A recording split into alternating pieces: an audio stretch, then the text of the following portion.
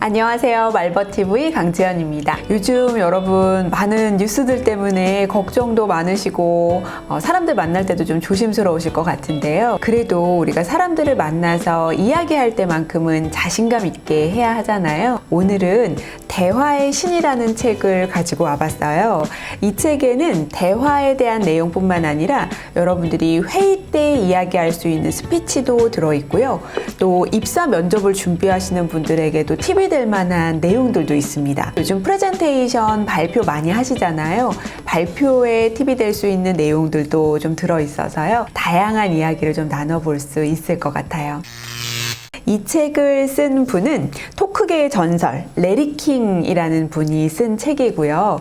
이분은 CNN 뉴스 앵커이기도 하고 또 라디오 진행자이기도 해서 굉장히 유명한데 말하는 것만 정말 몇십 년 동안 하신 분이 이런 책을 냈다고 하니까 관심이 안 갈 수가 없었습니다. 어떤 내용들이 들어있는지 한번 살펴볼 텐데요. 우선 저는 이 책을 보면서 무슨 생각이 들었냐면 차례만 봐도 내가 딱 보고 싶은 부분을 정해서 볼 수 있겠구나 라는 생각이 들었어요. 대화의 기본 원칙이라든지 두렵지 않은 대화법이라든지 여럿이 있을 때 먹히는 대화법이라든지 또 마성의 스피치 이런 내용들이 있기 때문에 여러분들이 원하는 부분만 찾아보셔도 좀 도움이 될 것 같고요. 가장 인상 깊었던 말은 말을 잘하는 사람도 연습을 해야 된다라는 이야기였어요.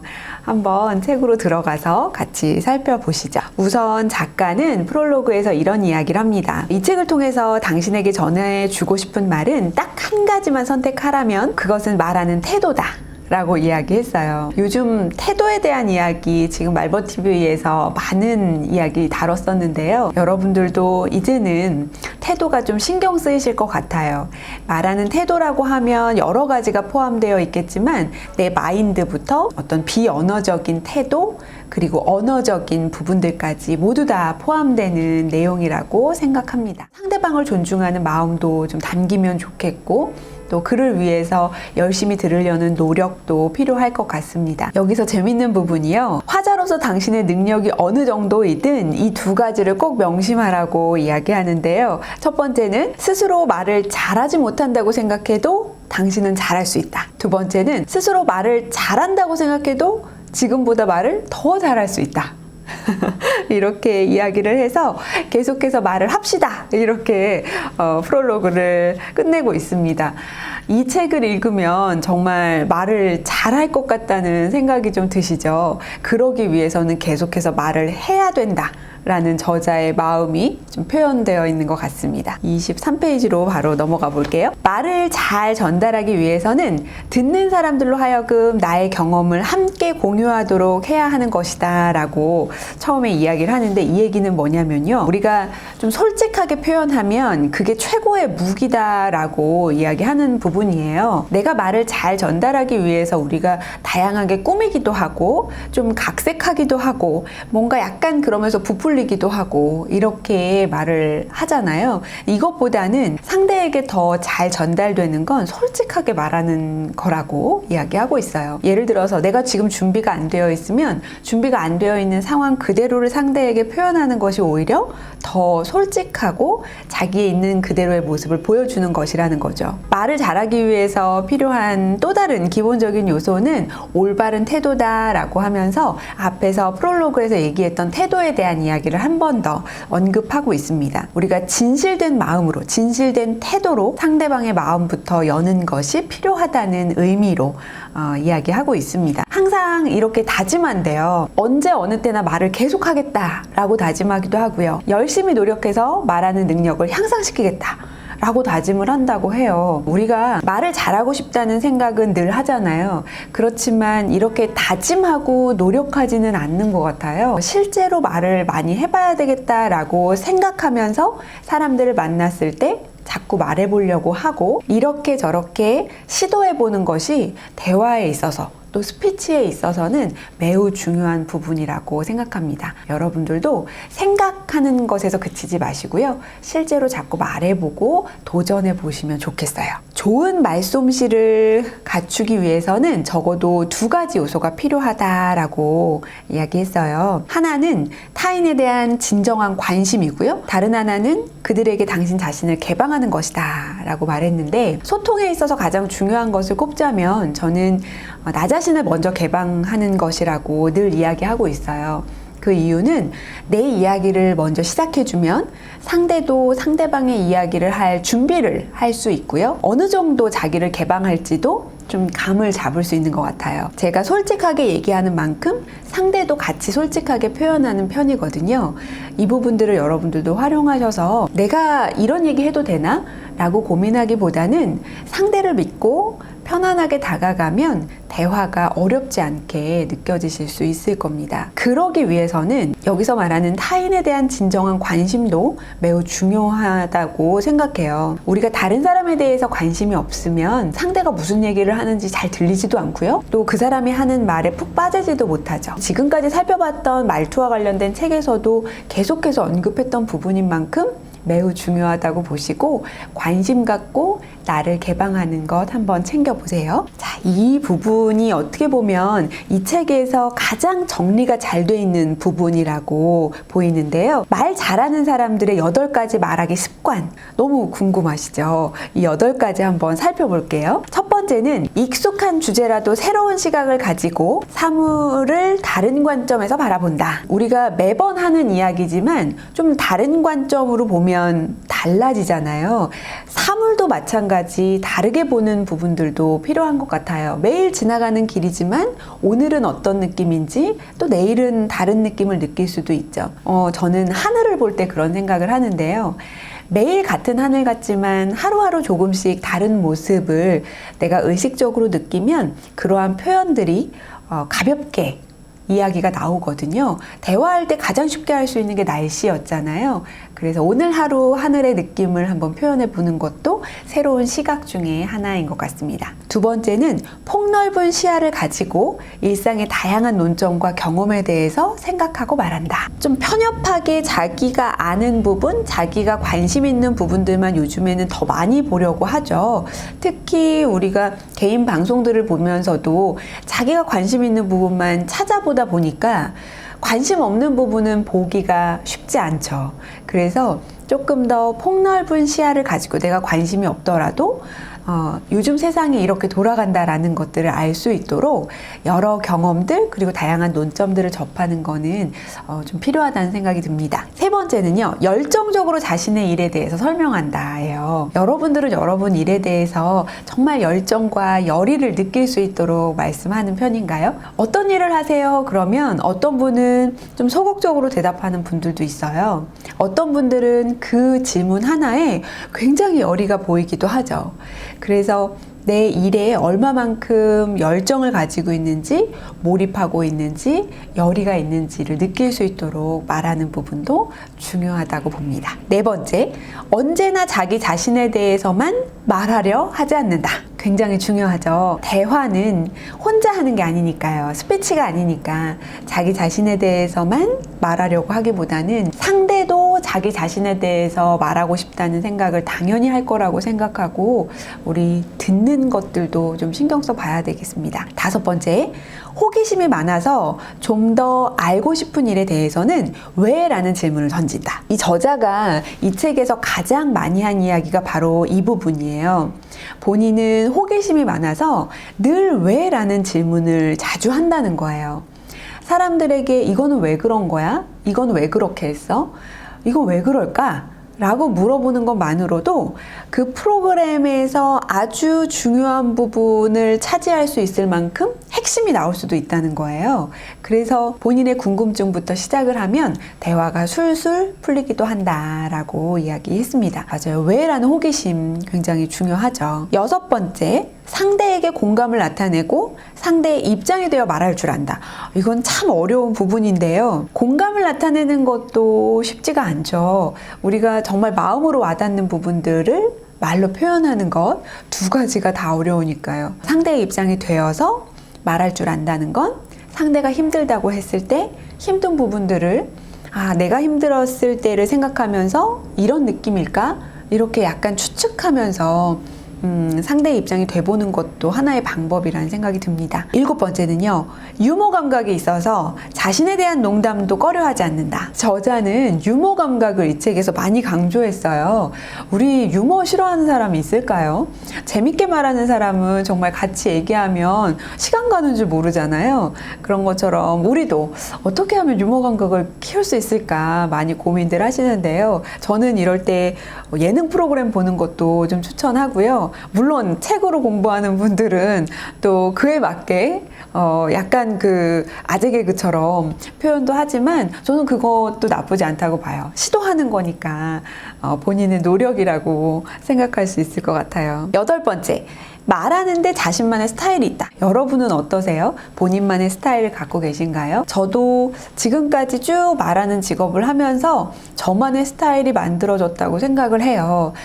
이런 스타일이 만들어져서 또 다른 스타일을 만들기는 참 어렵다는 생각도 하고요. 잘 안 되기도 하는데 여러분들도 말씀하시면서 이거 나만의 스타일이야 라고 표현할 수 있도록 누가 들어도 저거는 누구야 라고 말할 수 있도록 한번 자기만의 스피치 방법들, 스타일을 찾아보시면 좋을 것 같아요. 물론 거기에는 정확한 발음이라든지 호감 가는 목소리라든지 이런 것들이 다 갖춰지면 좋겠죠. 그것은 우리 이 책에서도 뒷부분에 나오니까 조금 이따가 한번 또 살펴볼게요. 이 8가지가 말을 잘하는 사람들, 그 사람들의 말하는 습관이라고 하니까 이 8가지는 좀 기억해 보자고요. 그리고 활용할 수 있으면 더욱 좋을 것 같습니다. 자, 이번에는 낯선 사람도 두렵지 않은 대화법 챕터 3으로 한번 가볼게요. 대화의 첫 규칙은 듣는 것이다. 모든 정말 대화법과 관련된 책에는 경청에 대한 이야기가 나오죠. 이 저자도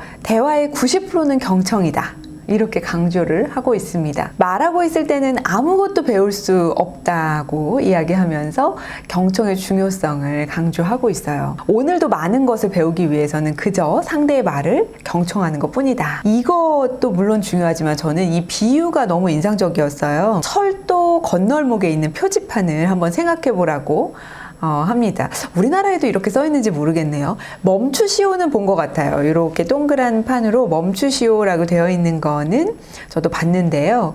그 뒤에는 둘러보시오 라고 써 있고 또 그 뒤에 들어보시오 라고 이 3가지 문구가 있다고 해요. 우리가 대화하면서 상대의 이야기를 듣기 위해서 멈추고 지금 상황이 어떤지를 한번 둘러보는 것도 필요하겠죠. 그리고 상대방에게 집중해서 들어보는 것, 이 3가지가 정말 이 비유에 아주 적절하다고 보여지는데요. 대화하면서 자꾸 다른 생각으로 갈 때 건널목을 떠올리면서 들어보는 것, 집중하는 것 꼭 기억해 보시기 바랍니다. 이번에는 여러분 입사 면접이나 이직 면접 준비하시는 분들한테 좀 팁이 되는 포인트예요. 나를 팔아라 라는 부제로 들어있었는데요. 4가지 원칙 한번 볼까요?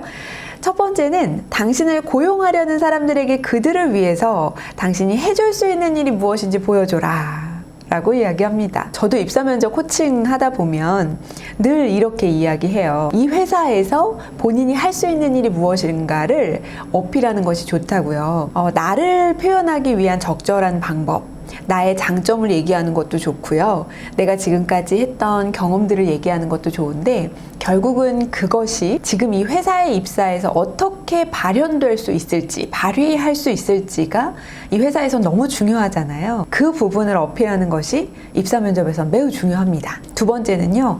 항상 열린 태도를 유지하라. 열린 태도라는 건 회사에서 어떠한 상황이 되더라도 내가 적절하게 대응하고 적응할 수 있다는 것을 어필하는 게 필요하겠죠. 그래서 열린 태도는 가능성을 만든다 라고 말하기도 했습니다. 3번째, 항상 준비하라. 우리는 입사 면접을 할 때 준비 안 하고 가는 사람이 없을 거예요. 당연히 준비를 할 텐데 준비를 해도 늘 현장에 가면 완벽한 준비가 되기가 어려우니까요. 돌발적인 상황도 생기고 생각지도 못한 질문을 받기도 합니다. 그래서 아무리 준비를 해도 준비할 수 없는 부분들이 생겨요. 그렇기 때문에 뭐까지 준비해야 되냐면 내가 예상치 못한 질문을 받았을 때 어떻게 답변을 할 것인가, 이 부분까지도 우리가 준비할 수 있는 최대한을 준비해서 가는 것이 필요합니다. 네 번째, 무엇인가를 물어보라 라고 네 번째 원칙을 밝혔는데요.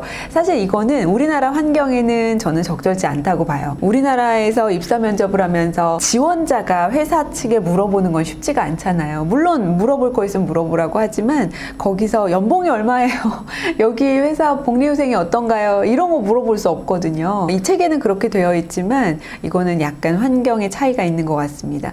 우리나라에서는 물어보는 건 좀 어렵지만 이 물어본다는 건 대화에선 매우 중요한 포인트예요. 상대방에게 적절한 질문을 하는 것은 아주 유연한 대화를 이끌어 나갈 수 있는 노하우 이기도 하죠. 이번에는요, 여러분 회의 시간에 발언하는 상황을 한번 생각해 보면서 이 얘기를 들어봐 주세요. 요즘 회사에서 뭔가 회의를 할 때 자기의 의견을 말하는 그런 방법에 대해 고민하는 분들이 참 많아요. 특히 회사에서는 조금 더 논리적으로 이야기를 해야 되겠다라고 생각하는 분들 때문에 뭔가 내가 이야기를 하다 보면 좀 장황하게 설명이 된다거나 핵심이 좀 드러나지 않는다거나 이런 고민을 하는 분들이 많거든요. 이럴 때는 이 제목을 한번 보세요. 준비 없이 발언하지 마라. 반드시 회의에서의 스피치는 준비를 해야 됩니다. 내가 그 상황에서 돌발적으로 생각하는 대로 말하는 것도 물론 순발력이 필요할 때도 있지만 대부분은 내가 준비할 수 있는 환경이잖아요. 그래서 개인적으로 꼭 하고 싶은 이야기가 있는 경우에는 미리 요점을 정리해서 준비하라 라고 이야기하는 부분 꼭 기억해 보세요. 말이 너무 길어지는 까닭은 자꾸만 곁가지를 치기 때문이다. 말하다 보면 살이 붙고 살이 붙어서 결론이 묻혀버리는 경우들이 상당히 많습니다.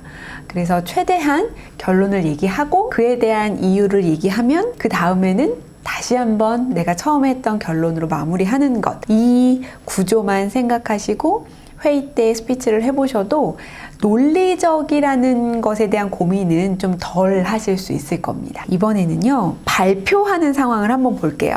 여기서는 연설이라고 했지만 저는 발표 상황이 여러분들께 적용하기가 더 맞을 것 같아서요. 청중 앞에서 하는 연설도, 그러니까 청중 앞에서 하는 발표도 대화의 변형된 형식이라는 점을 염두에 두고 당신 자신에게 가장 자연스러운 방식으로 말한다면 청중들 역시 당신의 말을 쉽게 이해할 수 있다. 이렇게 말하고 있습니다. 우리가 발표라는 걸 준비하다 보면요, 대화하는 거와는 다르게 뭔가 정해진 틀 안에서 딱 그것만 말해야 된다고 생각하고 준비하시는 분들이 많아요. 저는 그게 조금 안타까운데요. 발표라는 거는 내가 알고 있는 내용을 상대에게 설명하는 과정이라고 보시면 뭔가 딱 정해진 거를 그대로 외워서 얘기하는 그런 생각은 하지 않으실 수 있을 거예요. 저는 외워서 하는 게 가장 안 좋은 발표라고 생각하는데 발표를 할 때는 조금 더 자연스러움을 가지고 대화하듯이 표현하는 것도 여러분께 꼭 말씀드리고 싶은 부분 중에 하나입니다. 바로 자기 자신에게 하는 말이라는 느낌을 가질 것이다. 이렇게 청중들은 느낀다는 거예요. 나에게 얘기하고 있구나 라고 느낄 수 있으려면 대화하는 형태로 한 사람 한 사람에게 시선을 맞추면서 하는 것들이 필요하다는 얘기죠. 여러분 꼭 이거는 참고해서 연습하실 때요. 스크립트 써서 외우지 마시고 내가 이 페이지에서 하고 싶은 이야기가 뭔가 그 부분을 설명한다 라고 생각하고 하시면 제일 좋을 것 같아요. 저는 프레젠테이션 코칭을 할 때 가장 중요하게 생각하는 부분이 저에게 한번 설명해 보세요 라고 하는 연습이거든요. 그러면 다들 너무 잘하세요. 그런데 프레젠테이션을 해보세요 하면 그때부터 딱딱해지고 외운 이야기를 하거든요. 써 있는 것만 읽거나. 그 부분이 좀 안타깝습니다. 여러분, 설명하는 느낌 꼭 기억해 보세요. 청중의 생각이 머무르는 바로 그 지점에서 그들을 공략하라는 것이다. 이 부분은 뭐냐면 분위기를 장악하려면 청중을 먼저 파악해야 된다라는 제목의 글이에요. 우리가 청중 분석이라고 하는 부분을 이렇게 표현한 건데 청중이 누구인지, 그들의 관심이 무엇인지, 그들이 무슨 말을 듣고자 하는 것인지 이런 것들을 확실하게 알고 있어야 한다. 이 부분 너무 중요하죠. 청중 분석이 안 되는 것이 가장 어려운 상대거든요. 청중을 모르고 내가 가야 할 때 그런 때는 정말 어려운데요. 그러면 내가 준비할 수밖에 없지만 내가 대략의 청중을 알 수 있는 상황이라면 그들이 원하는 게 뭘까, 그들이 듣고 싶어 하는 게 뭘까를 최대한 고민해서 가는 것이 발표의 핵심을 얘기할 수 있는, 그리고 발표의 성공을 가를 수 있는 그런 지점이라고 봐요. 분위기를 장악하려면 청중부터 파악하라. 내용을 구성하시면서도 청중을 생각하면서 프레젠테이션 구조를 짜는 거와 그렇지 않고 내가 하고 싶은 말만 나열하는 구조는 전혀 다른 느낌을 줍니다. 성패도 달라질 수 있고요. 자, 성공을 거두는 데 도움이 될 만한 조언 5가지를 이야기하고 있어요. 토크계의 제왕도 쉼없이 노력한다 라는 제목으로 이 내용이 나와 있는데, 이 내용은 여러분 그냥 일상적으로 대화하면서도 필요한 부분이고요. 스피치를 하는 상황, 또 인터뷰를 하거나 미디어를 접하는 분들도 참고하시면 너무 좋을 만한 그런 내용이에요. 한번 볼게요. 첫 번째, 편안하게 즐길 수 있는 것만 하라. 즐길 수 없다면 말하는 건 쉽지가 않아요. 그래서 말을 할 때도 여러분들이 좀 즐기면서 하시면 좋겠고, 어떤 인터뷰를 하게 되는 상황일 때 난 이거 너무 싫은데, 나 말 잘 못하는 사람인데, 나 카메라 앞에만 서면 두려운데 라고 생각을 하면 더 하기 어렵다는 거예요. 편하게 즐길 수 있는 분들이 되셨으면 좋겠고, 두 번째, 세상의 흐름을 숙지하라. 이거는요, 우리가 뉴스가 지금 어떤 내용들이 다뤄지고 있다라는 내용들은 알고 있어야 된다는 거예요. 나 요즘 뉴스 보기 싫어. 요즘 좀 흉흉하고 재미도 없고 내가 보고 싶은 거, 내가 관심 있는 것만 찾아볼 거야 하는 분들이 많은데요. 그래도 지금 세상엔 어떤 일들이 벌어지고 있는지를 파악하는 거는 매우 중요한 부분이죠. 대화할 때도 마찬가지고요. 세 번째, 실수에 얽매이지 마라. 우리 실수하면 그것만 생각나서 뒤까지 다 망쳐버리죠.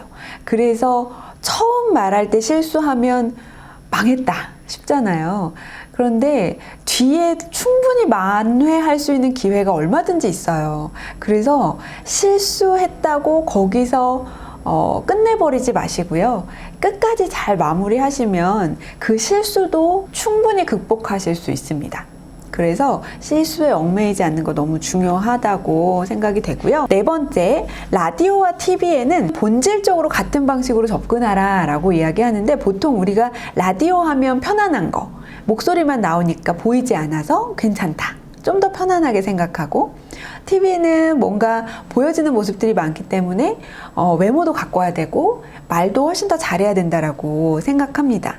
그렇지만 결국은 같다는 이야기예요. 다섯 번째, 마지막, 목소리, 말투와 어감, 외모 등의 중요 요소들을 향상시켜라. 이거 참 중요합니다. 우리 그래서 계속 말투를 다루고 있잖아요. 여러분, 말투는 하루아침에 달라지지 않습니다. 목소리도 마찬가지고요. 말하는 방식도 마찬가지입니다. 꾸준히 매일매일 연습해서 지금까지 내가 고수해온 것들을 조금씩 바꿔나가는 거거든요. 그래서 정말 지치기도 하고 중간에 포기하는 분들도 많지만, 그래도 조금만 견디면, 그러면 훨씬 더 사람들에게 호감 가는 인상으로 비춰질 수 있는 말투, 목소리, 외모 다 만들어질 수 있습니다. 중간에요, 힘들다고 포기하지 마시고 조금만 인내심을 가지고 노력하시면 좋을 것 같아요. 그 이유가 뒷부분에 나옵니다. 마지막인데요, 목소리를 개선하고 최대한 잘 차려입어라가 이 부분의 핵심이었습니다. 어떤 분야에 종사하든지 자신의 목소리가 더 좋아질 수 있을 것으로 보인다면 망설일 것 없이 발성법 강사를 찾아보는 것이 좋다. 그러니까 뭔가 발성, 발음, 표현되는 거, 이미지 이런 것도 너무 중요하다고 강조하고 있고요. 특히 발성에 대한 이야기 하는데요. 발성은 훈련과 연습을 통해서 확실히 개선될 수 있다. 이 얘기는 본인 주위에 그 방송을 하는 사람들에게 들은 이야기라고 표현했어요. 목소리가 직업과 관련해서 매우 중요하고 자기의 목소리의 개선의 여지가 있다고 한다면 결론은 분명하다. 연습하라는 거죠. 연습하고 훈련하고, 이분 같은 경우도 본인도 계속해서 노력하고 연습한다고 해요. 이렇게 말을 30년 이상 한 분도 연습하고 노력한다고 하는데 우리도 노력해야 되지 않을까 싶습니다. 목소리에 대한 부분을 조금 말씀을 드리면요. 목소리는 여러분, 우리가 지금까지 냈던 목소리가 실제 나의 목소리인가를 보기 위해서는 녹음을 한번 해보세요. 녹음을 해서 내가 들었을 때 내가 정말 이런 목소리란 말이야? 보통 이런 반응이거든요. 내가 들었던 내 목소리와는 좀 다르니까요. 그런데 상대방은 그 목소리를 듣는 거잖아요. 내가 만족스럽게 변화하려면 내가 들었을 때 편안한 정도로 연습하는 게 필요합니다. 그래서 저는 추천드리는 방법은 뉴스를 따라 말해보는 것을 추천드려요. 내가 정확한 발음을 하기 위해서 아나운서가 말하는 것처럼 또박또박 말해보는 연습을 하시는 것 도움이 되거든요. 정확한 발음을 하다 보면 내가 입모양도 좀 커지고, 발음을 정확하게 하기 위해서 소리도 좀 변하게 되거든요. 그러한 부분으로 발성에 대한 변화를 주는 거죠. 그냥 목소리만 바꾸기에는 좀 어렵게 느끼는 분들이 많아요. 그래서 저는 발음을 정확하게 하면서 발성을 바꿔보는 것을 추천드립니다. 이렇게 조금씩 노력하다 보면 여러분들이 원하는 그런 호감 가는 목소리가 만들어질 거예요. 그리고 화면을 찍어서 영상을 통해서 여러분들의 모습을 보고 내 표정이나 시선이나 이런 것들이 부자연스럽지 않게 연습하는 것도 도움이 되실 거라고 봅니다. 내 모습을 보는 거 너무 부담스럽고 불편하지만 그것만큼 좋은 선생님은 없어서요. 여러분들도 한번 녹음이나 영상 촬영을 해보셔서 피드백을 하시면 조금 더 아마 나아지는 모습으로 변화될 거라고 생각합니다. 오늘 이렇게 대화의 신이라는 이 책을 가지고 스피치에 대한 부분, 그리고 대화에 대한 부분까지도 다양하게 다뤄봤어요. 말하기에 모든 것이 정말 담겨있는 책이라고 볼 수 있는데요. 여러분께 좀 도움이 되셨으면 좋겠고요. 다음 시간부터는 또 주제를 조금 바꿔서 우리 요즘 가장 핫한 이슈죠. 세대 간의 소통을 위해서 90년대생들을 대표적으로 하는 밀레니얼 세대에 대한 이야기들을 좀 다뤄보려고 합니다. 많은 관심 가져주시고요. 또 좋은 책으로 찾아뵙겠습니다. 고맙습니다.